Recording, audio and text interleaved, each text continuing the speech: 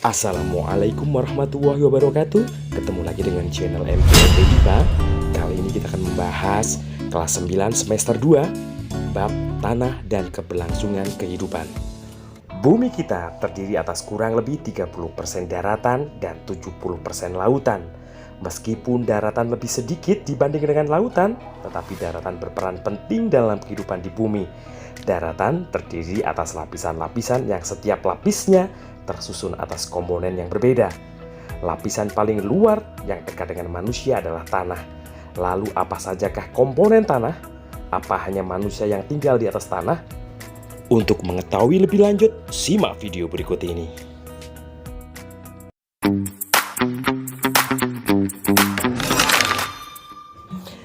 Tanah adalah komponen penting dalam kelangsungan hidup di bumi. Tumbuhan membutuhkan unsur hara dan nutrisi dalam tanah berupa mineral dan air.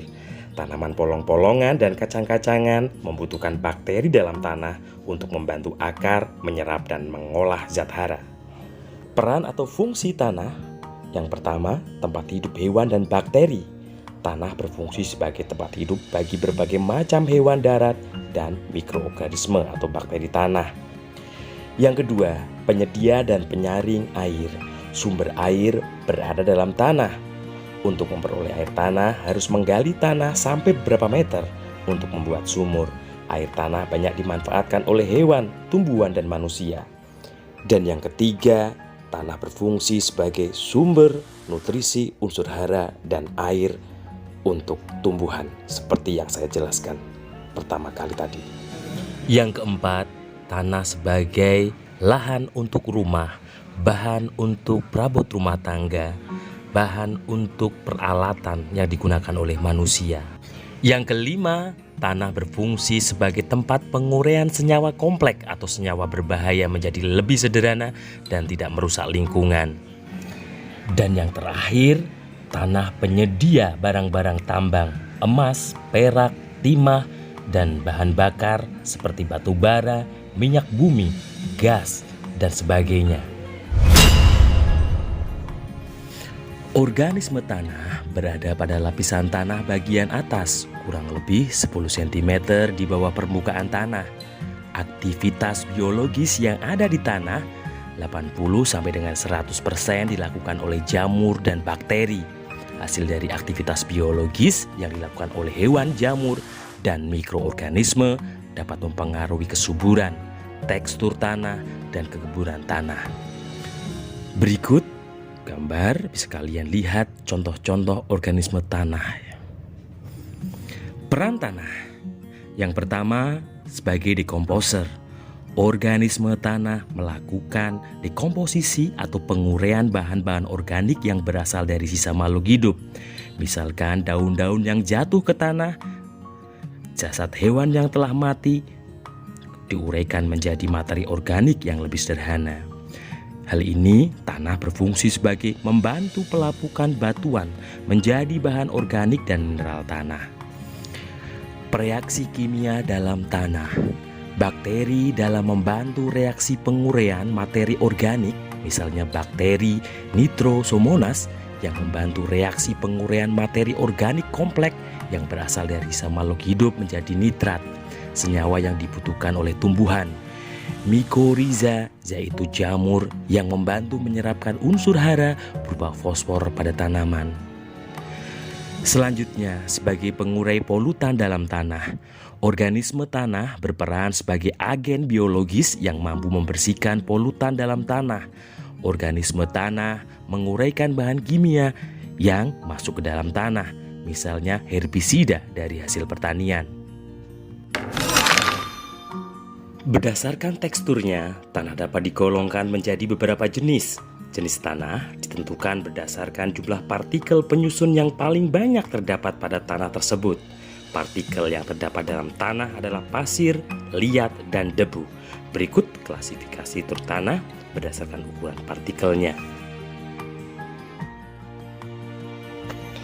Tekstur tanah merupakan besar kecilnya ukuran partikel yang menyusun tanah. Merupakan ukuran proporsi relatif yang menyusun tanah. Tanah memiliki ukuran partikel yang berbeda-beda, sehingga dapat digolongkan menjadi tanah lempung, tanah liat, pasir dan tanah campuran dari ketiganya. Tanah pasir memiliki tekstur berbutir sehingga memiliki porositas tinggi, kurang dapat menyimpan atau menahan air karena air mudah mengalir melewati celah-celah cukup besar. Sedangkan tanah liat tersusun atas partikel-partikel sangat kecil sehingga tanah liat dapat menyimpan air lebih lama. Hal ini dapat terlihat dari pergerakan atau aliran air lambat ketika tanah liat diberi air. Tanah lempung adalah tanah yang terdiri atas campuran pasir, tanah liat, dan debu dengan jumlah yang hampir sama. Tanah yang subur memiliki perpaduan tanah lempung, liat, dan pasir yang hampir sama. Sifatnya sangat menguntungkan tumbuhan di atasnya. Sebab tanah liat sulit ditembus air, maka kandungan air tanah dapat dijaga. Adanya pasir menguntungkan karena akan memiliki pori-pori cukup besar sehingga memudahkan sel-sel akar mendapatkan oksigen. Proses pembentukan tanah. Tanah merupakan campuran dari batuan yang telah lapuk, penguraian bahan organik, mineral, air, dan udara. Tanah terbentuk karena pelapukan fisik, kimia, dan biologis. Faktor fisik yang mempengaruhi pelapukan yaitu iklim, sinar matahari, curah hujan, yang mempengaruhi suhu bumi sehingga mempercepat pelapukan batuan.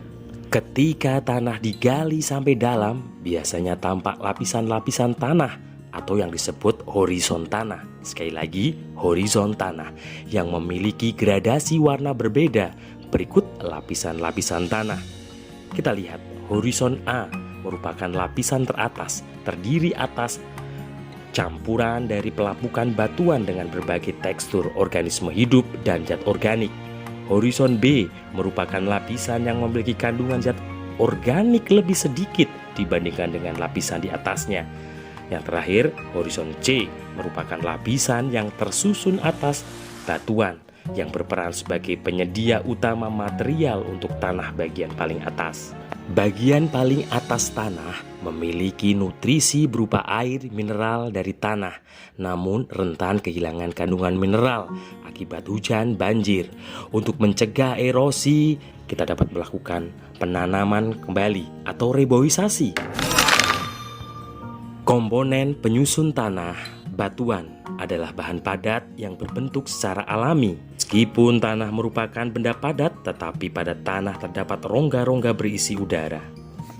Bisa dilihat pada gambar, rongga udara terdapat di atas partikel butiran tanah, di antara batuan-batuan tanah, di antara batuan dan partikel tanah, di antara partikel tanah dengan akar tumbuhan, ataupun di antara akar tanaman dengan batu.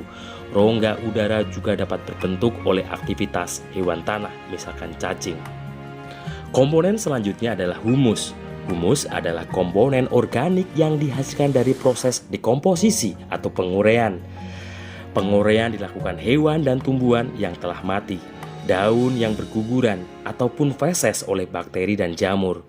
Humus adalah tanah yang subur karena humus memiliki tekstur gembur dan banyak pori-pori sehingga memungkinkan terjadinya pertukaran udara. Di dalam tanah juga terkandung air yang berguna untuk kesuburan tanah.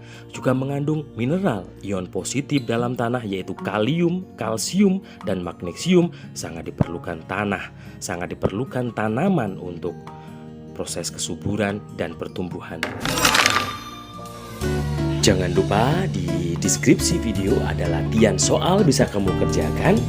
Mohon dukungannya dengan subscribe dan share video ini. Semoga kalian sehat semua. Assalamualaikum warahmatullahi wabarakatuh. Salam MGM kita.